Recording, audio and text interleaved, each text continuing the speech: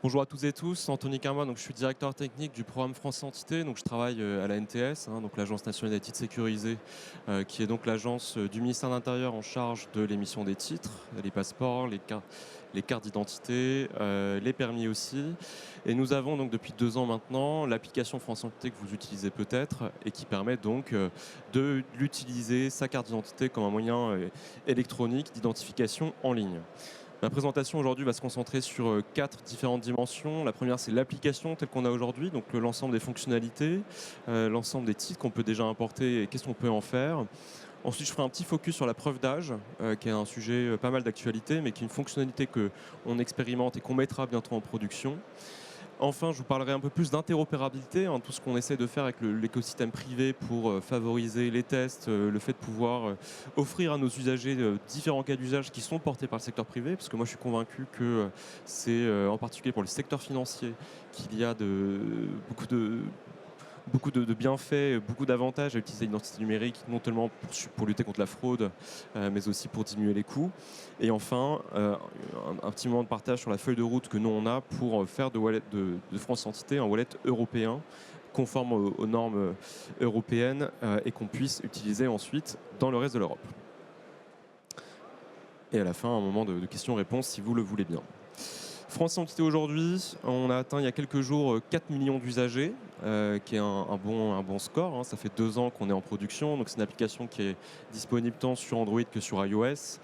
Donc il y a 2 parcours aujourd'hui dans France Entité. Le parcours un peu classique, qui permet en fait à chacun d'obtenir un token qu'on pourra ensuite rejouer face à France Connect. Donc de pouvoir choisir parmi les fournisseurs d'identité de France Connect, comme les impôts, comme Amélie, et bien on a aussi France Entité, et donc de pouvoir le faire sans login, sans mot de passe, et ce de manière très rapide.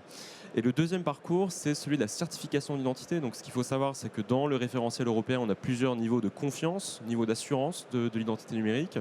On a le niveau faible, qui est l'équivalent du login mot de passe. On a le niveau substantiel, où là on apporte un élément de confiance supplémentaire, comme un élément de connaissance, un élément de possession, donc une carte d'identité par exemple.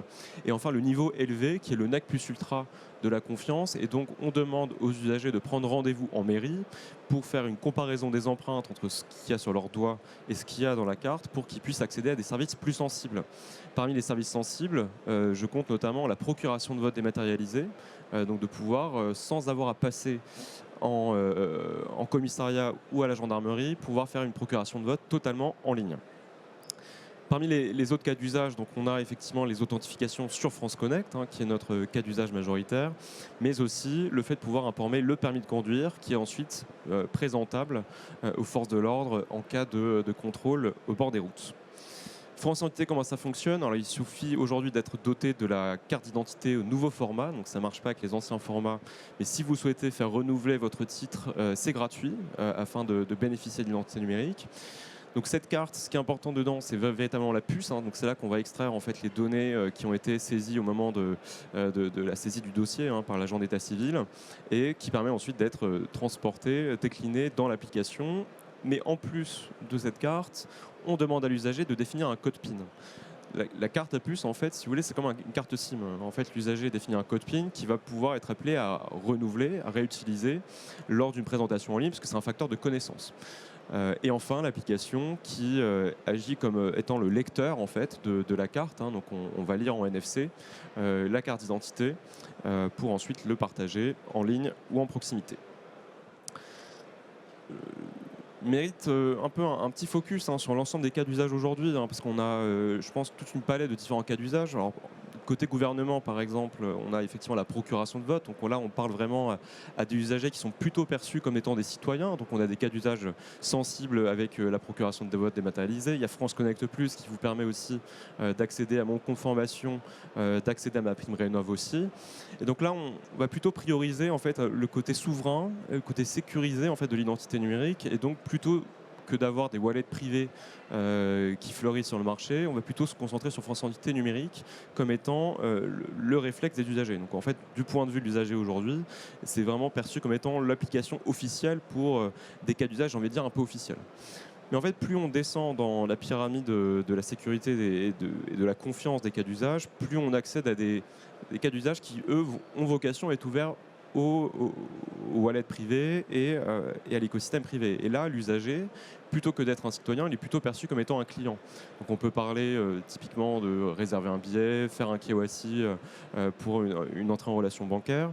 Et dans ce cas-là, on peut voir émerger effectivement des solutions de wallet privés qui pourront effectivement permettre aux usagers de soit faire de la pré-saisie de formulaires, hein, globalement c'est ce cas d'usage qui est plutôt principal, soit même éventuellement des accès physiques à certains bâtiments.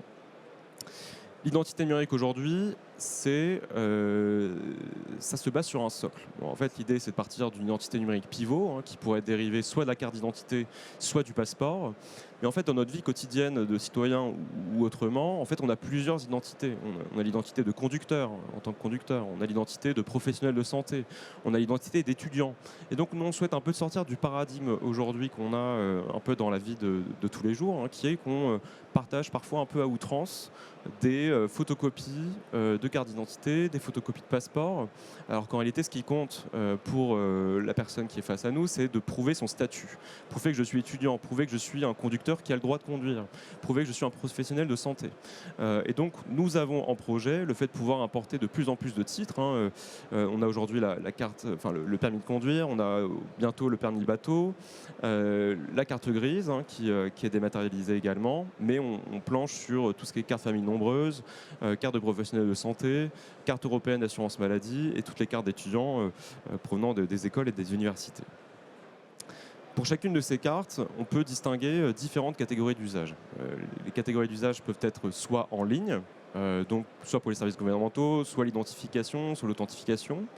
Ensuite, on a l'autre pendant qui est en proximité, hein, donc de prouver une qualité ou une identité en proximité. Et enfin, quelque chose d'un peu hybride qui est propre à la France, hein, qui est propre à notre application, qu'on appelle attestation, qui permet donc de générer un justificatif d'identité à usage unique qui a vocation à remplacer les photocopies de passeport et de cartes d'identité.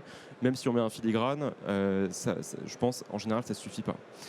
Toutes ces catégories d'usage sont portées évidemment par des standards, hein. Notre objectif, c'est bien sûr de faire en sorte que ces standards soient les plus proches et appliquent les standards européens qui sont définis soit au niveau de la Commission européenne, soit plus largement dans nos échanges avec les États-Unis, le Canada, l'Australie et la Nouvelle-Zélande, hein, de pouvoir faire en sorte que France Identité demain puisse également être utilisé en dehors des frontières Schengen, par exemple, pour passer la frontière ou pouvoir s'identifier aux États-Unis. C'est quelque chose qu'on aimerait pousser.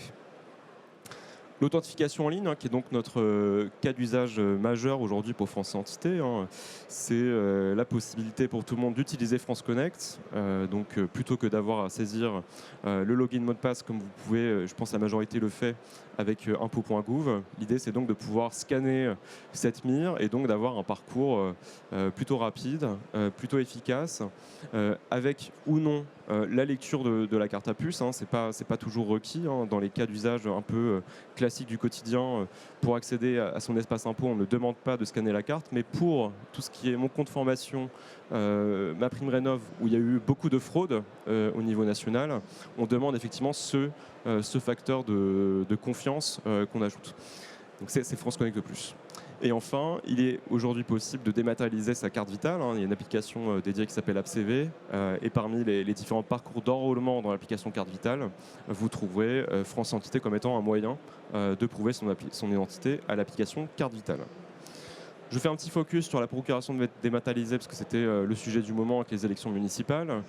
C'est quelque chose qu'on voit de plus en plus, hein, donc aux dernières élections municipales. Alors, aux élections législatives d'il y a 2 ans, parmi les procurations de vote qui ont été faites, 2% l'ont été faites via France Identité. Et aux dernières élections municipales, on est plutôt de l'ordre de 7-8%. Donc, voilà, ça croît. C'est quand même assez utile du point de vue de l'usager, puisque plutôt que d'avoir à se rendre plusieurs fois en commissariat ou à la gendarmerie pour déposer son CERFA de procuration de vote, en fait, il n'a juste besoin que de passer une seule fois en mairie. Et pour toutes les élections qui suivront, ils pourront utiliser France Identité pour faire leur procuration depuis chez eux, totalement en ligne. Une autre expérimentation qu'on fait avec les Français de l'étranger, c'est un peu plus particulier. Eux, par exemple, ils ont des élections consulaires à la fin du mois de mai. Et pour eux, eux, ils votent en ligne, hein, ils n'ont pas forcément toute la capacité d'aller en consulat parce que c'est loin souvent pour aller voter. Et donc, ils pourront utiliser France Identité à des fins d'expérimentation pour le vote en ligne à la fin du mois de mai pour les élections consulaires. Je vous avais parlé tout à l'heure du cas d'usage un peu hybride qu'on essaye un peu de pousser.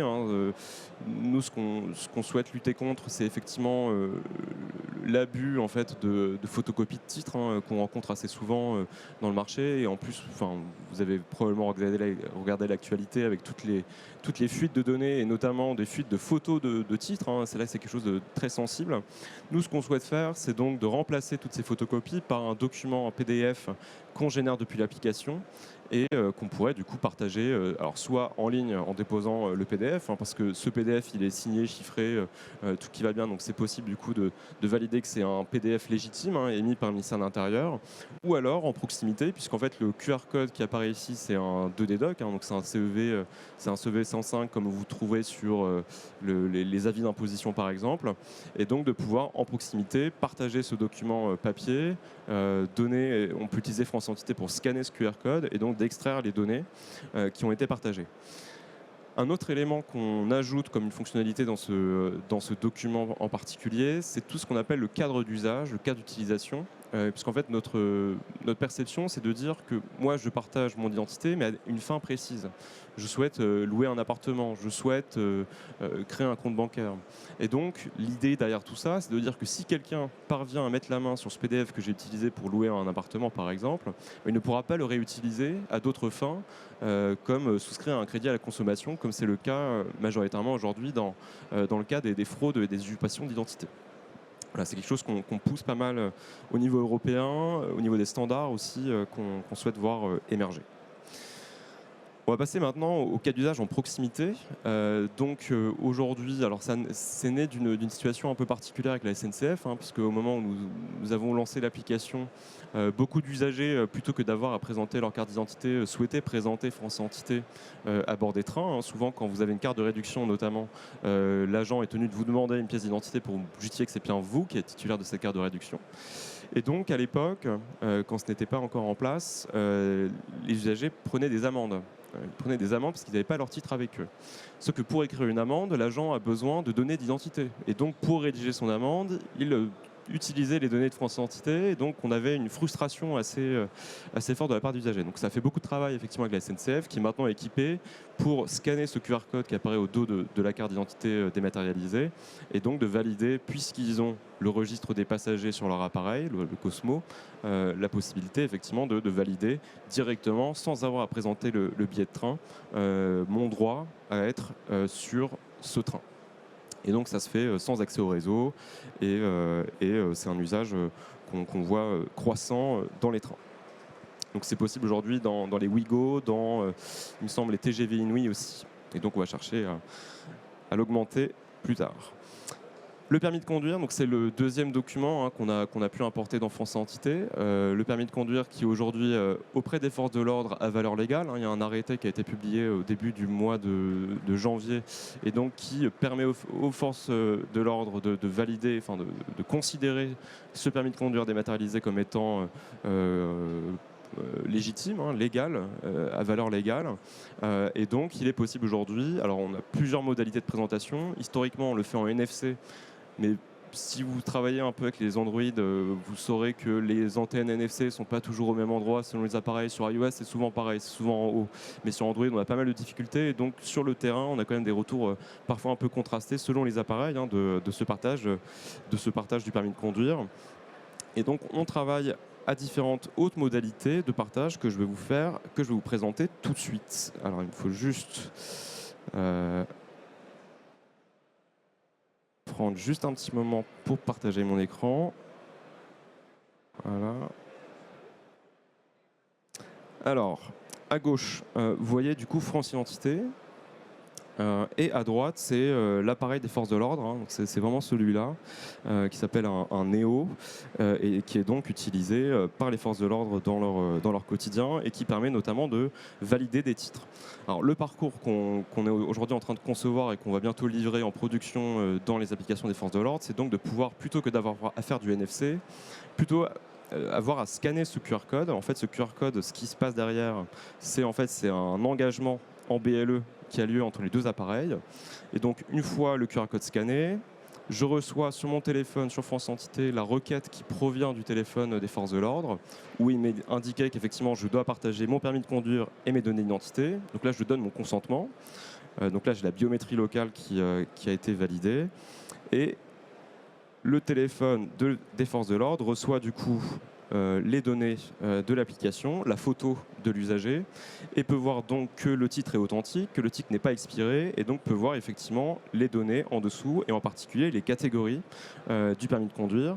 Et donc sur la base de l'ensemble de ces différentes informations, il est capable d'aller consulter du coup les bases des permis de conduire, et donc de valider que moi j'ai toujours le droit d'avoir ce droit à conduire dans mon application. Voilà.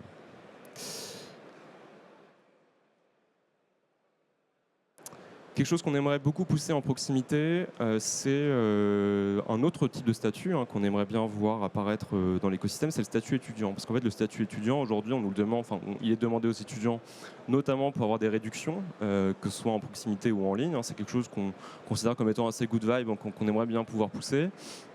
Et donc, de l'idée de pouvoir importer une carte d'étudiant qui pourrait permettre non seulement l'accès en ligne aux ressources, les Moodle, l'ensemble des ressources que les étudiants ont dans leurs universités ou leurs écoles, aussi de pouvoir prouver en proximité. Et donc on a déjà fait des tests avec Ingenico. Ingenico, si vous ne le savez pas, c'est ceux qui fournissent la majeure partie des TPE qui sont en fait sous le capot des téléphones Android, qui sont équipés en NFC, en BLE et tout ça. Et donc on a déjà des tests assez concluants sur le fait de pouvoir partager un statut étudiant, de le combiner avec un paiement qui a lieu depuis le téléphone de l'usager pour obtenir une réduction pour un statut étudiant. Et enfin, quelque chose qu'on va pousser du coup d'ici l'été de manière assez forte, c'est qu'il sera possible au moment de l'été de présenter France Identité dans les aéroports au moment de l'embarquement pour les vols domestiques. Donc c'est quelque chose qu'on expérimente donc avec Air France, avec Aéroport de Paris, qui sera disponible durant l'été. Nous, on travaille activement à ce que cette modalité de présentation de l'identité numérique puisse aussi se faire de manière internationale, donc de pouvoir avoir des pilotes, notamment à Montréal au Canada, on va expérimenter, à Schiphol aux Pays-Bas, à Amsterdam pour le faire, et donc on ouvre effectivement pas mal de possibilités, je pense très positives pour l'ensemble de nos usagers qui évidemment ont besoin toujours du passeport pour voyager, mais dont on veut du coup fiabiliser et faciliter les différents parcours dans les différents aéroports du monde. Je vais maintenant prendre un petit temps pour vous parler de la fonctionnalité de preuve d'âge qui a fait pas mal d'actualité. Donc effectivement, la preuve d'âge en particulier pour l'accès aux réseaux sociaux est une priorité majeure du gouvernement à des fins effectivement de protection des mineurs. Alors nous, on considère qu'on a un certain rôle à jouer parce que la Commission a lancé une expérimentation avec 6 États pilotes dont la France fait partie pour tester la présentation d'une preuve d'âge. Donc ici, il est question de pouvoir utiliser France Entité en plus de toutes les fonctionnalités que j'ai présentées, mais aussi pouvoir y loger une attestation de preuve d'âge, si vous voulez, et donc de la partager soit en ligne, soit en proximité, et ce de manière, en tout cas j'estime, plutôt protectrice des données personnelles, parce que moi à titre personnel, j'évite dans des parcours en ligne d'avoir à scanner ma carte d'identité, d'envoyer une photo, d'envoyer un PDF, de faire de la reconnaissance faciale aussi. Je pense que c'est quelque chose qui est là aussi très personnel, ces données biométriques. Et donc nous, ce qu'on permet de faire avec France Identité, c'est juste de partager le booléen vrai ou faux, est-ce que j'ai plus de 15 ans, est-ce que j'ai plus de 18 ans, sans partager ni la date de naissance, ni le nom, ni le prénom, et encore moins la photo, et donc d'avoir quelque chose, je considère comme étant plutôt sobre, et bien sûr c'est des discussions qu'on a activement avec la CNIL et les autres administrations concernées. On a plusieurs approches complémentaires de la preuve d'âge. Donc on a tout en haut, vous le voyez, effectivement la possibilité de pouvoir importer une preuve d'âge dans France Identité directement. On travaille avec l'écosystème privé pour pourquoi pas, en particulier si les usagers sont un peu réticents au fait d'utiliser France Identité comme étant l'application utilisée au moment de faire la preuve d'âge, pourquoi pas loger France Identité dans d'autres wallets. Alors, je ne vais pas donner des noms, je pense que vous pouvez imaginer, mais voilà, l'idée c'est de pouvoir effectivement ouvrir cette capacité d'avoir des attestations que nous on signe, mais qui cette fois seraient logées dans d'autres wallets qui peut-être auront plus d'affinité avec les usagers.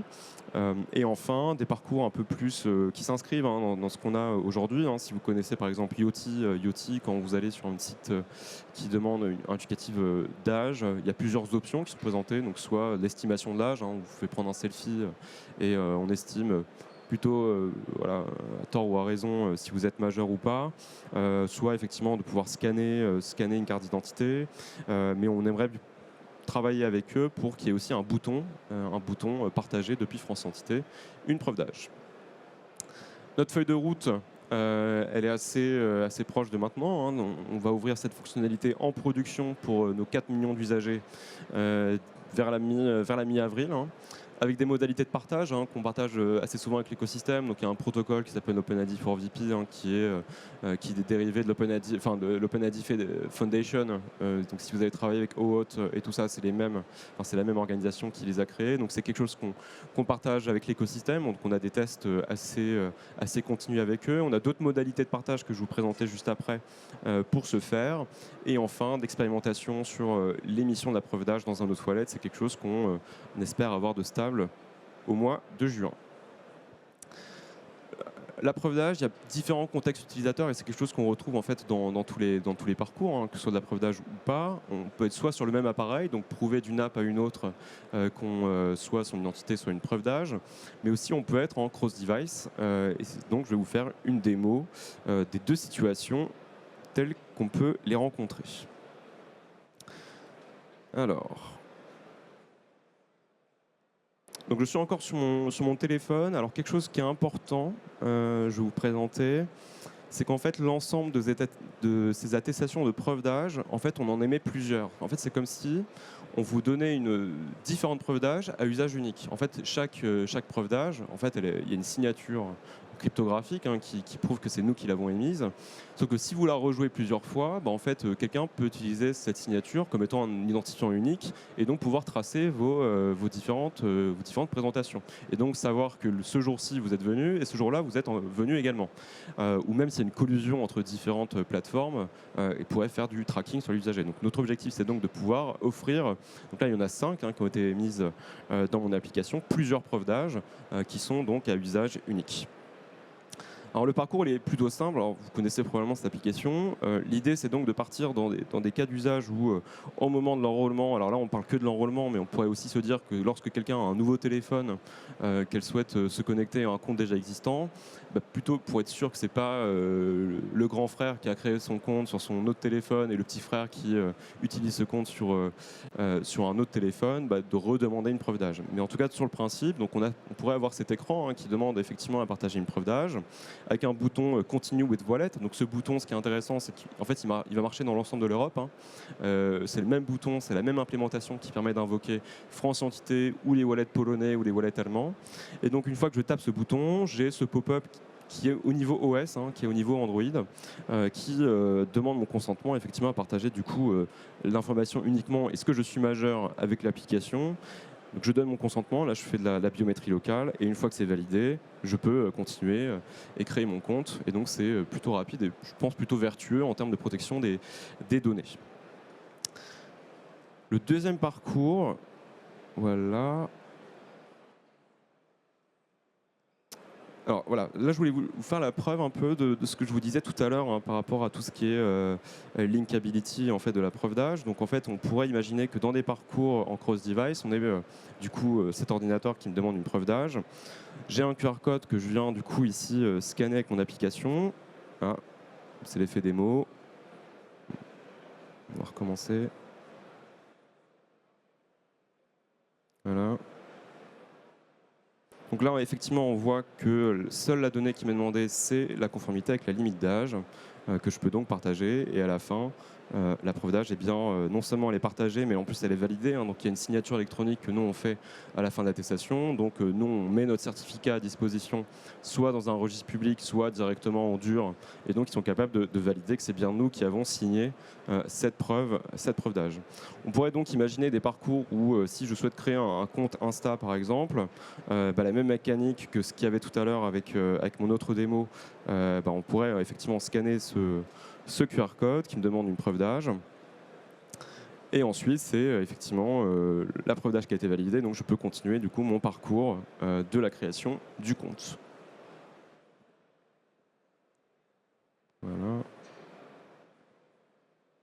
Alors, tous ces éléments-là, enfin, toutes ces modalités de partage des différentes attestations, que ce soit des preuves d'âge ou des preuves d'identité, elles se font selon des standards qui sont encore à l'état de rédaction, qui évoluent beaucoup. Donc, nous, notre effort, c'est donc de s'appuyer sur l'ensemble de l'écosystème privé, puisque c'est eux qui vont fournir des solutions ensuite, soit ces acteurs de la preuve d'âge, soit aux différents acteurs économiques et financiers notamment, puisqu'en fait, ces modalités de partage, on pourrait les imaginer aussi pour des parcours de KYC bancaire. Et donc, on discute avec toute la salle de différents acteurs pour garantir déjà aujourd'hui une interopérabilité. Comme ça, on se rassure qu'à la fin de l'année, puisque c'est l'obligation réglementaire pour nous de sortir ce wallet, qu'à la fin de l'année, on aura des applications qui vont marcher dans le secteur gouvernemental, ça plutôt oui, parce que c'est déjà le cas aujourd'hui, mais aussi avec l'ensemble de l'écosystème privé, donc des banques et éventuellement d'autres plateformes. Donc on joue, on adore faire des tests d'interopérabilité un peu avec tout le monde, d'avoir effectivement le plus d'occasions de se rencontrer, de donner des versions de tests pour que tout le monde puisse le tester. On a justement ce qu'on appelle une application à partenaire qui permet en fait à tout le monde, c'est l'application que j'utilise là sur mon téléphone, qui permet donc à tout le monde d'avoir une identité simulée et donc de pouvoir tester vous directement effectivement les capacités de partage soit en ligne, soit en proximité, avec donc différentes fonctionnalités, différents documents qu'on est capable d'importer. Et on est très fiers aujourd'hui de voir tant d'acteurs, tant français qu'européens, qui ont testé de manière, qui ont testé avec succès face à notre application. Et donc ça présage beaucoup de bons sur le fait de pouvoir avoir d'autres parcours et d'autres cas d'usage qui viendront davantage du privé à partir du début de l'année prochaine. Vers le portefeuille européen, parce qu'évidemment, toutes ces initiatives s'inscrivent dans le cadre du règlement EIDAS. Donc le règlement EIDAS qui va imposer d'ici la fin d'année à ce que chacun des États membres puisse mettre à disposition une application de ce genre, donc pouvoir avoir son identité numérique, et donc ce de manière interopérable. Donc en fait, il sera possible donc de partager son identité numérique provenant de France Entité, mais aussi dans d'autres pays de l'Europe et réciproquement pour que les fournisseurs de services en France puissent aussi accepter les identités numériques européennes. Ça vaut tant en ligne qu'en proximité, parce que tout ce que je vous ai présenté tout à l'heure, notamment sur le permis de conduire, il y a aussi une initiative au niveau de l'Europe, parce qu'aujourd'hui, les documents, en tout cas les données des permis de conduire sont plutôt bien standardisées, les catégories notamment. Et donc cette application que je vous ai présentée là, elle est déjà compatible maintenant avec l'ensemble des futurs permis de conduire européens dématérialisés. Il n'y aura pas de changement du point de vue des forces de l'ordre pour scanner soit un permis de conduire français, soit un permis de conduire allemand ou italien. Et donc le secteur privé en fait nous ouvre toute une salle de différents cas d'usage qu'on va chercher vraiment à pousser. Nous, on estime que celui où il y a plus d'intérêt, c'est dans les parcours de KYC bancaire, puisqu'aujourd'hui, dans les parcours de KYC, ce qu'on vous demande de manière assez courante, c'est donc de faire du PVID, enfin de la reconnaissance faciale, de faire scanner votre identité. Mais en fait, ce qui se passe ici, c'est que ce qu'on nous envoie depuis l'application, vos identités, c'est signé, c'est vérifiable, c'est authentique. Et donc, on peut imaginer effectivement des parcours où on pourrait remplacer effectivement le fait d'avoir à remplir des formulaires, et notamment ce qu'on nous demande dans les parcours bancaires, avec le partage de ce QR code. Moi, je le partage. Enfin, moi, je scanne mon QR code avec mon application. Je vois que les données qui me sont demandées, effectivement ici, photo d'identité, parce que c'est des données qui sont réglementairement demandées aux banques de partager. Donc moi, je fais mon partage. Le partage est fait et ensuite le parcours d'onboarding peut être continué et ensuite on pourrait imaginer que cette modalité soit aussi un peu comme les passkeys le font de manière assez courante, puisse être un moyen d'authentifier quelqu'un pour accéder à certains services. Un autre parcours, et c'est peut-être un teaser pour la présentation qu'il y aura juste après, c'est un parcours que j'aime bien parce que je trouve que c'est assez good vibe. Vous savez sans doute qu'aujourd'hui, quand vous voulez aller au Louvre, on vous demande effectivement de justifier du fait que vous soyez européen. En fait, il y a des parcours différenciés selon que vous soyez de nationalité européenne ou non. Et donc, si effectivement je fais mon parcours et que je souhaite avoir un ticket pour une personne de nationalité européenne. Alors, je ne sais pas si ça a marché, je crois que ça marche avec l'autre. Attendez une seconde que l'application s'ouvre. C'est un peu long. Ça va venir. On va tester avec celle-là, mais je ne suis pas sûr. Voilà. Alors, il y a un échec, mais c'est parce que c'est l'autre application.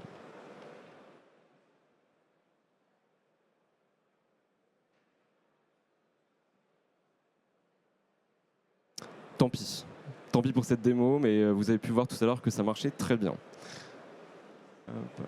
Ah, on va le refaire du coup. Voilà. Et donc là, non seulement j'ai prouvé qu'effectivement j'étais dans la bonne catégorisage, mais je sais que j'étais un citoyen de nationalité d'un pays européen pour bénéficier de ce tarif préférentiel, notamment auprès du Louvre. Hop.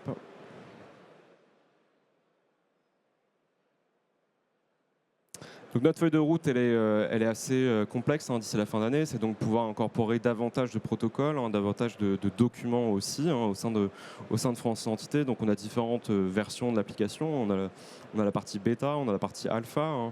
Aujourd'hui, l'usager en bêta et en alpha, on a déjà la capacité de prouver leur âge, mais on n'a personne qui l'accepte aujourd'hui. Donc c'est force à nous, effectivement, de pouvoir parler aux plateformes pour implémenter des parcours comme ce que je vous ai montré tout à l'heure. Et ensuite, nous, dans nos builds internes de développement, on a davantage effectivement de protocoles qui vont itérativement intégrer l'application d'ici la fin d'année pour ensuite être certifiés.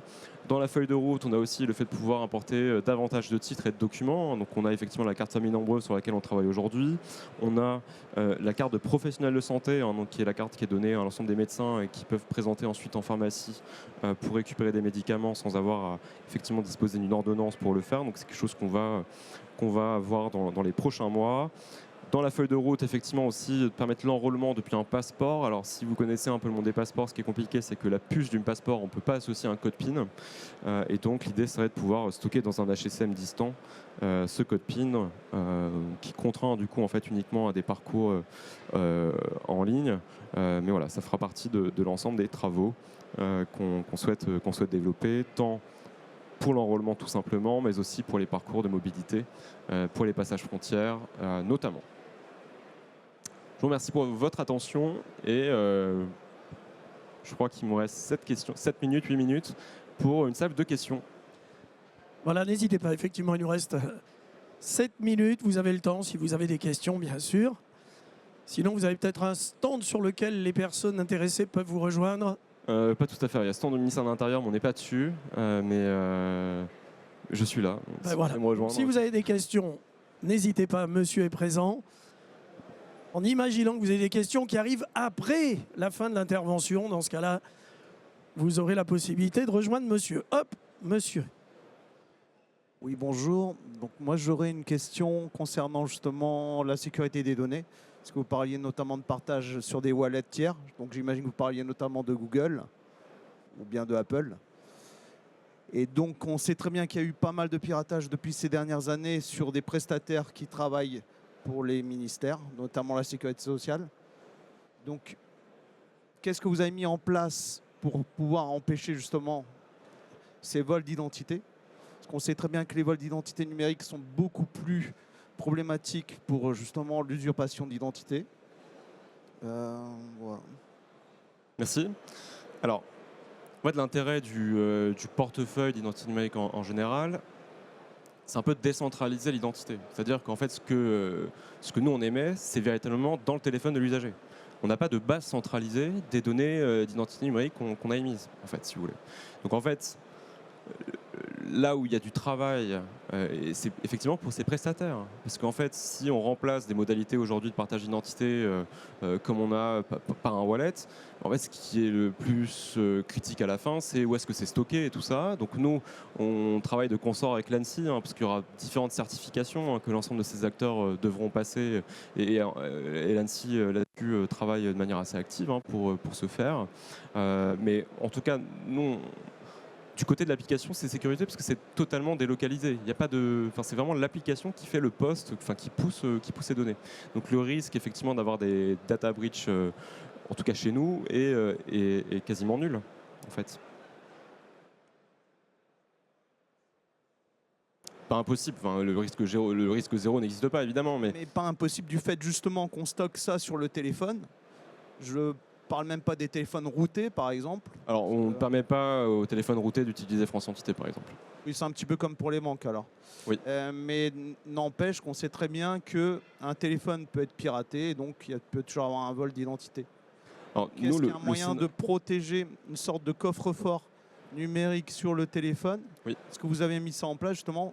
Une sorte de... Oui, mais tous les parcours de partage aujourd'hui se font avec soit effectivement la biométrie locale dans les cadres les plus simples, j'ai envie de dire, mais si on veut aller plus loin dans des cas d'usage plus sensibles, là il faut vraiment scanner la carte d'identité et ça on peut pas le falsifier. Ça c'est. Alors c'est pas tellement là en fait. Bon, la donnée est stockée sur le téléphone de l'usager. Et donc, qu'est-ce qui garantit qu'une application tiers, même dans le téléphone, ne vienne pas voler votre identité et la sortir? Ça, c'est tous les mécanismes de sécurité qu'on connaît bien sur Android et sur iOS. Hein, toute la partie Strongbox qu'on utilise de manière assez courante. Tout est évidemment chiffré. On peut peut-être qu'on en discute à l'issue de cette présentation, mais là-dessus, on est plutôt robuste. Hein. Notre application a été certifiée par l'ANSSI sur le niveau élevé. Hein, donc là-dessus, on est plutôt confiant. Bon, ça sera toujours mieux que le papier, j'imagine. Évidemment. Évidemment.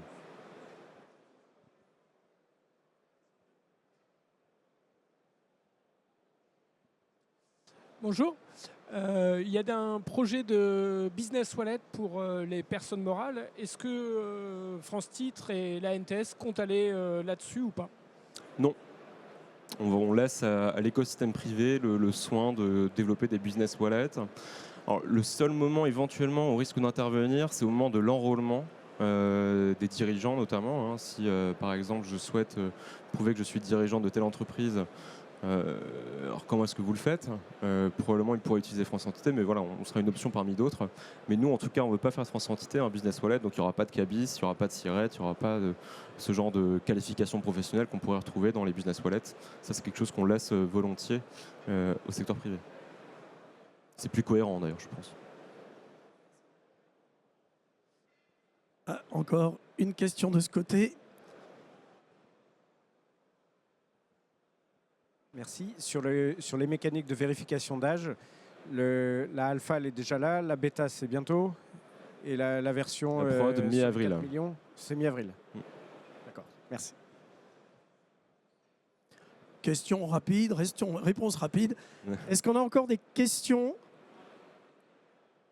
A priori, non. Eh bien, écoutez, je vous propose qu'on remercie et qu'on applaudisse Monsieur Carmois. Merci beaucoup Merci. pour votre intervention.